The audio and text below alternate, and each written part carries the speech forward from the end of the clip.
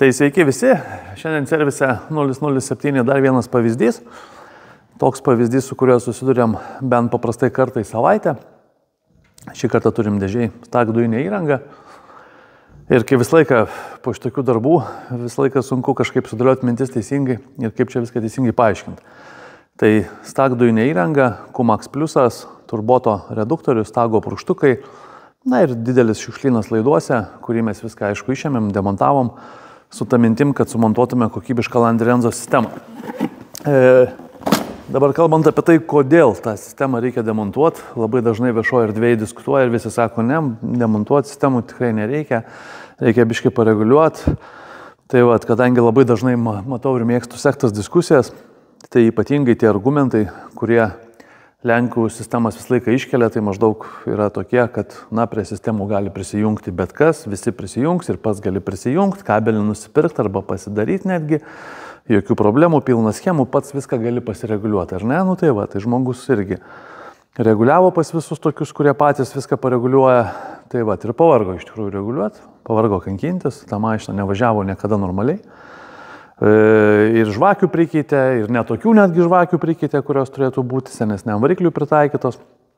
Kartais kažkodėl randam žvakės susuktas į 365 starą, kurios pagal katalogą tinka Hondai kažkodėl. Tai ir ne pirmą, ir ne penktą, ir ne aštuntą kartą tokių randam. Tai jos turėtų būti tokios, kokios turi būti, kokias gamintojas numatė. Originaliai dažniausiai Čempiono žvakės. Pagal koduką galima pasižiūrėti, kas priklauso uždėti, nes netgi detalių pardavėjai, kai kada tenai nurodo tą pačią žvakę nuo pat 2010 metų iki pat 2025 ir jam ten visiems viskas tinka ir be jokių problemų. Bet iš tikrųjų ne, reikia sumontuoti tą, ką reikia sumontuoti. Na, o grįžtant prie dujinės įrangos, tai tokie pagrindiniai dalykai, ką reikia padaryti. Va dabar, sakykime, kodėl klientas renkasi naują sistemą renkasi dėl to, kad turi garantiją darbam, turi garantiją įrangai, kad yra garantija ne tik pačiems komponentams, bet automobilis yra ištestuotas ir galim drąsiai pasakyti, kad važiuoja absoliučiai puikiai, be jokių problemų.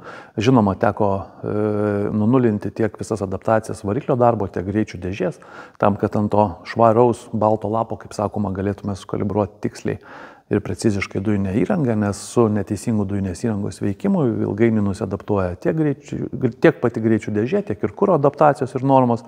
Tai ten kas kartą pajungus kompą, kaip sakyti, kažką pareguliuoti, nenuresetinant mišinių, tai ten visiškai nesąmonė. Jo labiau, kad iš principo Chrysler automobiliui, ten nuo 2018 metų yra SGV protokolas koduotas, tai reikia dar ir tam tikrą diagnostiką turėti, tai tikrai dar visi jos tikrai neturi ir tos krūvos pinigų nenori išleisti. Tai va, tai iš principo, jeigu dabar būtume viską tą sistemą, visus laidus išardę, viską perdarė ir sudėjo atgal, taip kaip turėtų būti sudėta, tai aišku, ta sistema veiktų, be abejonės važiuotų taip, kaip jinai turi važiuoti. Ką noriu tuo pasakyti? Tai noriu pasakyti, kad iš esmės ne stagdujinė įranga yra kalta, ne turboto reduktorius kaltas, nebegaminamas, tarp kitko, tie stago purkštukai visai neblogi, irgi laiko visai neblogai. Tiesiog bendra visuma ir negalėtų sutvarkyti purkštukų, nesutvarkęs išgręžimo vietų į kolektorių, jų neperdaręs, jų neperdėjęs. Negali palikti taip reduktoriaus kampų, negali taip kompo palikti kampų, automatiškai reikia viską daryti ir tu negali sutvarkyti vienos vietos, kitos palikti, nes automatiškai, tu tvarkiai, nedatvarkiai.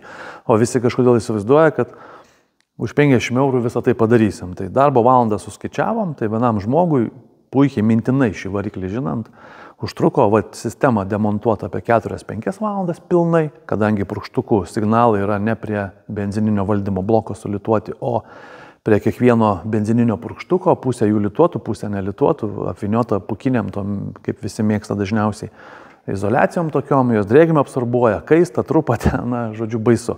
Tai teko viską sulituoti į vietas, viską sujungti į vietas ir sudėti viską taip, kaip reikia, nes ir reduktoriaus vieta kita, ir kompo vieta kita, ir visi litavimo, absoliučiai viskas yra kitaip. Tai va, ir grįžtant prie tos trukmės darbo, tai viso labo šitas darbas pagal faktą su testavimu užtruko beveik 13 valandų. Tai va, dabar jūs man ir pasakykit, meistro, specialisto 13 valandų darbo, plus įrangos komponentai, ar gali būti jie padaryti už 50 eurų, ar ne, kaip pavyzdys. Tai va, kas geriau, ar iškart susimokėti ir tvarkingai turėti, ar po 50 eurų metus laiko visiems mokėti ir to rezultato niekada neturėti ir jo ir niekada ir nebus ir negalėjo būti. Tai va toksai pamastymas. Nu, apie pačius komponentus tada dar irgi labai trumpai. Tai Landi Renzo Evo OBD valdymo blokas, dujinės įrangos saugiklis patogiai prieinamas ar ne, dujų reduktorius Landi Renzo LI10 Turbo Oversize žemiau akumuliatoriaus, be startstopo ši Pacifica, tai ten truputėlį daugiau vietos, bet žodžiu vis tiek žemiau akumuliatoriaus reduktorius, dujinės fazės filtras štai iš toje vietoje, kad būtų patogu pakeisti, ar ne, slėgio davikliukas ir dujiniai purkštukai Reilo G7 Dakota. Pilnas puikus derinys, spiruoklinės sąvaržos, žarnos kokybiškos, kad kvapų nebūtų tefloniniu vidumi, bronzinės jungtis, laidynas taipogi adaptuotas konkrečiai šiam variklio skyriui, laidai sugrupuoti, įvilkti į apsauginės gofras, be abejonės visi kontaktai sulituoti tiesiai prie benzininio valdymo bloko, jokių čia mums laidų tampimų, perėjimų ir skersai išilgai dajungi. Matosi, kad ten dajungta buvo prieš tai, ten pradžiai apsukos nuo vienur, paskui nuo kitur, paskui degimas nuo vienur, paskui nuo kitur, ten, kaip sakiau, gydyta, prigydyta, ten jau sunku atsekti visus galus. Tai va, tai ir bendras variklio skyrius va štai toks, viskas nuvalytas, tvarkyta, tuo pačiu be abejonės pakeitėme žvakes, išplovėm drossalinę sklendę, padarėm jos adaptaciją, na viską taip kaip priklauso.